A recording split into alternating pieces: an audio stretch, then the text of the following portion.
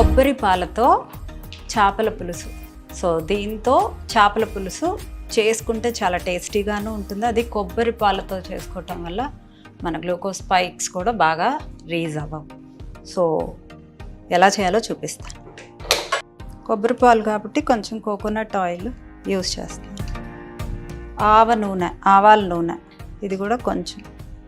చేపలకి ఎక్కువ ఆయిల్ పడుతుంది. సో మనం తినే 2-3 గంటలకి ఆయిల్ ఏమీ ఎక్కువ రాదు. ఇది హీట్ అవ్వగానే మనం వేసేద్దాం. చేపల పులుసు అనేది చాలా ఫాస్ట్గా అవుతుంది. దీనిలో ఒమేగా 3 కూడా ఉంటుంది. మనకు చాలా మంచిది. గుడ్ ఫ్యాట్స్ ఉంటాయి, ప్రోటీన్ ఎక్కువగా ఉంటుంది. ఇది ఇండియన్ సాల్మన్ అని కూడా అంటారు. సాల్మన్ ఫిష్ చాలా మంచిది. ఓకే, సాల్మన్ ఫిష్ దొరకని వాళ్ళు చక్కగా దీంతో కూడా చేసుకోవచ్చు.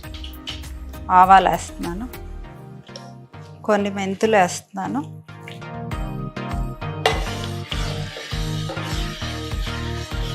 ఇవి కొంచెం వేగాలి. సో ఉల్లిపాయలు వేసేద్దాం.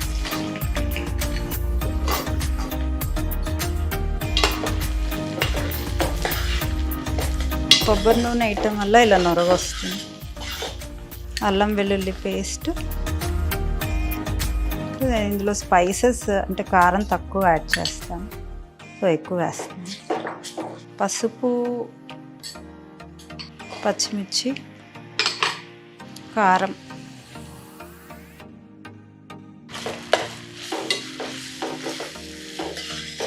అసలు అన్నీ ఒకేసారి మిక్స్ చేసి కూడా వేసేయచ్చు. ఇది మామిడికాయ తురుము అండి, ఈ తురుము వేస్తాను.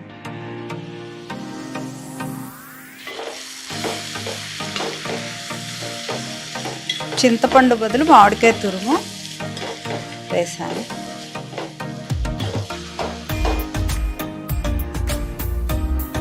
సో కొబ్బరి పాలు తీసుకున్నాం, కొబ్బరి పాలు వేసేద్దాం.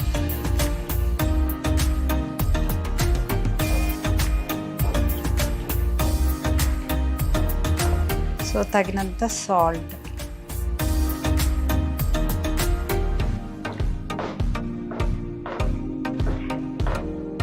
లాస్ట్లో మనం మిరియాల పొడి వేస్తాము, అందుకని కారం తక్కువ వేసాం. సో దీంట్లో చేతువా వేసాం.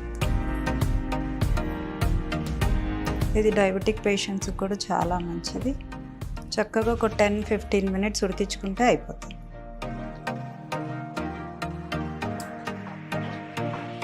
సో ఇది మూత పెట్టేసి ఒక 15-20 మినిట్స్ చక్కగా బాయిల్ అయిపోతే దింపైపోతూ చక్కగా ఆవాలు, మెంతులు అండ్ కొంచెం మిరియాల పొడి వేసుకుంటే సూపర్ టేస్టీ.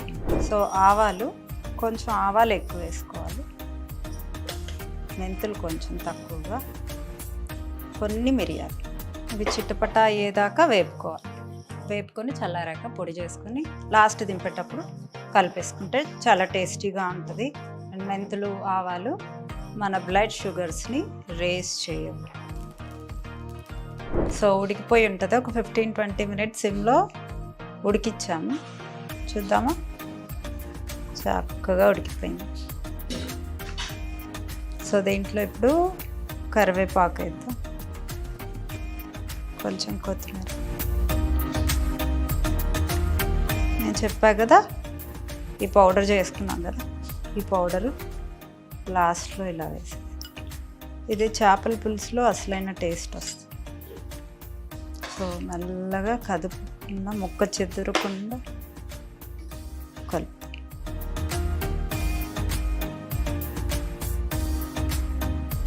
సో చేపల పులుసు రెడీ అయిపోయింది, తిందామా?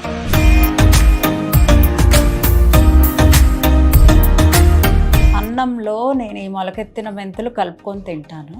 చాలాసార్లు చెప్పాను, నా డైట్లో కూడా మొలకెత్తిన మెంతులు కంపల్సరీగా ఉంటాయి. అందరూ గ్యాస్ట్రిక్ ఇష్యూ వస్తుంది అంటారు, బట్ ఇవి ఇంత మొలకలు తెప్పించుకుంటే గ్యాస్ట్రిక్ ఇష్యూ రాదు, గట్టికి మంచిది. అన్నంలో కలుపుకొని తింటే ఇన్సులిన్ స్పైక్ అవ్వదు. అంటే వైట్ రైస్లో తింటాం కాబట్టి ఈ వైట్ రైస్లో తింటున్నప్పుడు అది కొంచెం చూడండి, నేను ఇంతే అన్నం పెట్టుకుంటా, బట్ ఎలా తింటానో చూడండి. సో దీంట్లో మొలకెత్తిన మెంతులు చక్కగా కలుపుకుంటాం. చేదు అనేది ఉండదు. కంపల్సరీగా ట్రై చేయండి, అస్సలు ఉండదు. అండ్ మనం తిన్నది కూడా బాగా డైజెస్ట్ అవుతుంది. ఇన్సులిన్ స్పైక్స్ కూడా తక్కువగా ఉంటుంది బ్లడ్, అంటే బ్లడ్ గ్లూకోజ్ స్పైక్స్ అనేది తక్కువగా ఉంటుంది. మనం బ్లడ్ గ్లూకోజ్ స్పైక్స్ లేకుండా తినటమే హెల్తీ. సో చేపల పులుసు వెయిటింగ్. నేను ఫస్ట్ ఒక ముక్క తినాలి, ముక్క తిని ఆ తర్వాత రైస్లోకి వెళ్దాం. చాలా బాగుంది.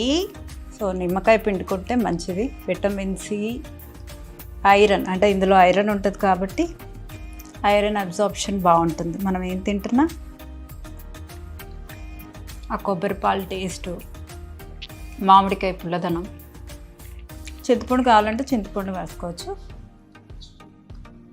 సో ఇలా ఫిష్ మొత్తం తినేస్తే ఫస్ట్ ప్రోటీన్ మన బొజ్జలోకి వెళ్తుంది అన్నమాట, మీన్స్ మన స్టమక్లోకి. నేను ఈ చిన్న చిన్న బోన్స్ కూడా తినేస్తాను, బట్ అందరూ ట్రై చేయకండి. ఈ బోన్స్లో కూడా కాల్షియం ఉంటుంది. అసలు మీకు కొబ్బరి నూనె వాసన అనేది ఉండదు, మీరు ట్రై చేసి చూడండి. అంటే నేను కొంచెం ఆవాల నూనె కూడా వేసాను హెల్తీ అని. మెంతుల వల్ల మన డైజెషన్ కూడా బాగుంటుంది, బ్లడ్ షుగర్స్ కూడా రేజ్ అవ్వవు. షుగర్ వాళ్ళకైతే అసలు రేజ్ అవ్వవు. పీసీఓడి, పీసీఓఎస్ ఉన్నవాళ్ళు, థైరాయిడ్ ఉండేవాళ్ళు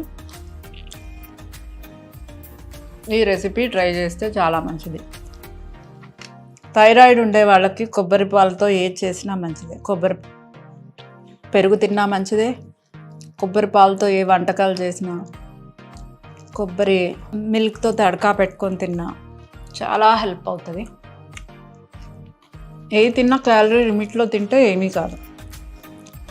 కర్రీ మొత్తంలో ఆయిల్ వేసాం కదా, యూజువల్గా చేపల పులుసులో ఆయిల్ ఎక్కువ అవుతుంది. మనం వేసుకునే 2-3 గంటలకే ఏదైనా క్యాలరీ కౌంట్లో కొంచెం మోడరేట్గా తినచ్చు. బ్లడ్ షుగర్స్ కూడా రేజ్ అవ్వవు. సో ఇలా మీ ఇంట్లో ట్రై చేస్తారని చూపిస్తుంది. Thank you. Try it definitely.